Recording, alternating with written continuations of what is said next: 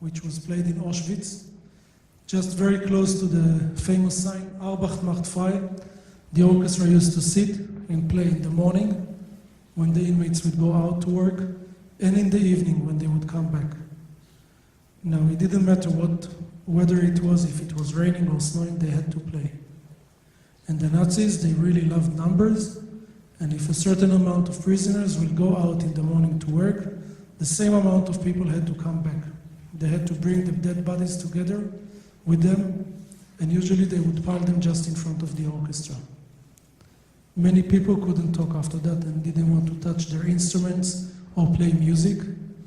And after the war, there was a Jewish, one of the Jewish people who was going around Europe to try and help survivors. His name was Davidovich. He met a convict from Auschwitz. The guy told him something very simple. He said, listen, I lost all my possessions, all my family, all his family was killed. He had nothing in his life, just that violin.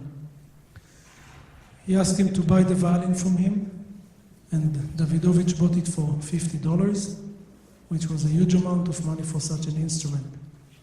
He hoped that his son, who was just born, will hopefully play this violin one day. His son never played, unfortunately. And later on, a few years ago, his son gave us the violin and told us the story. Now, the violin that I have here, and that you'll see in a few minutes, and later on you can come closer and take a closer look. From what we know, there were only 2 or 3 violin makers who were part of the Nazi party. Most of them, they had many Jewish clients and they had very good relations to their Jewish clients. Some even helped them either by buying their instruments and this way giving them a little bit of money so they can maybe run away, or even hiding them at homes. This violin was bought by a violin maker in the Washington, D.C. area a few years ago, and his intention was to take this violin, repair it, and hopefully earn a bit of money. When he took this violin and he opened it up, he saw this. Heil Hitler, 1936, with this very ugly swastika. Now the violin is also signed, repaired in December 1936, with the initials JW. We never managed to find who was JW, but I can tell you one thing for sure. He didn't do any repair here. The violin is not broken, there is no repair done, there is no part which was changed.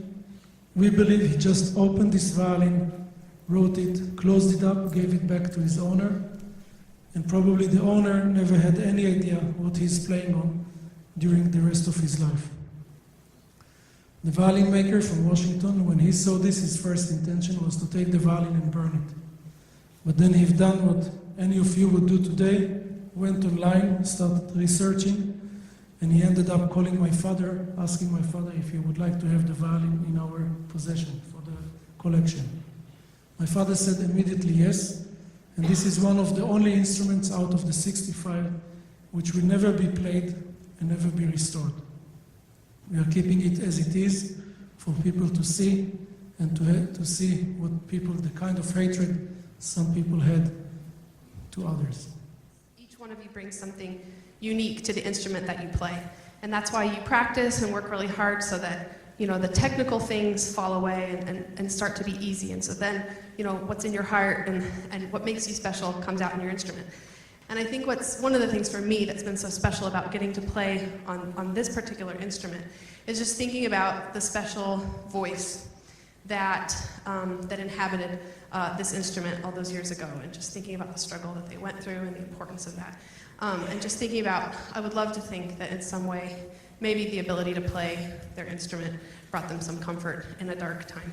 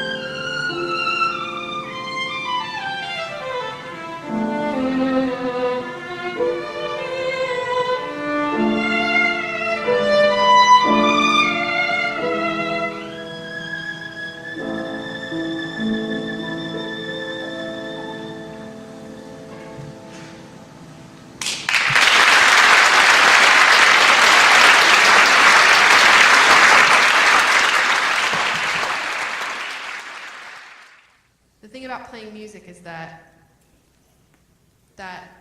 it's an iteration of so many different things. You know, when I play something by Bach, often I think about all the different people that have played it, or the people that played it, you know, back in that period and what they might have been. So, I don't know, it's just a way, playing this instrument, I feel like it's just a way to feel even that much more connected, I guess, with the past and with history and with something so deeply horrific and painful. And it gives you just the sense that you'd like to do whatever you can do to make sure that something so horrific never happens again. As you can see, our instruments are not in a museum. Oh.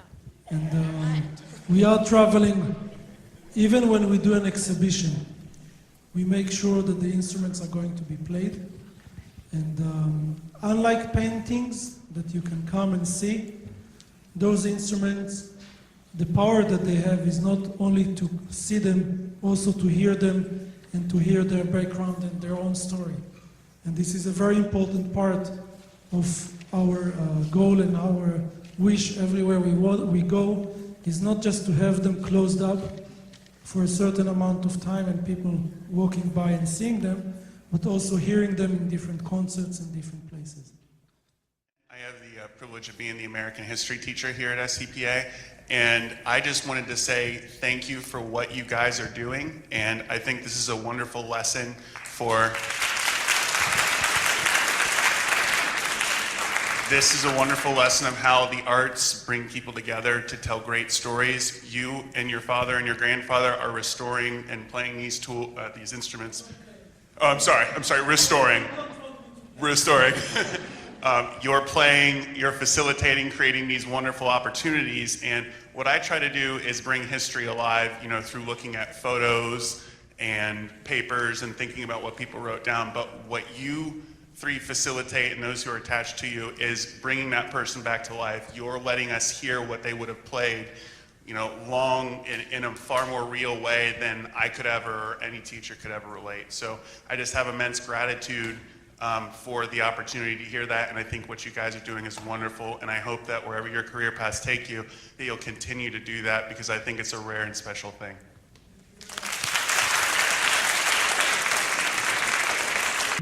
Yes, our aim and our hope and wish is to continue to do things like what we are doing right here now. Of course, the concerts in the evenings, this is a great pleasure and it's a beautiful thing and a big privilege, but the most important work is done in the schools and with kids. This is what I believe, at least.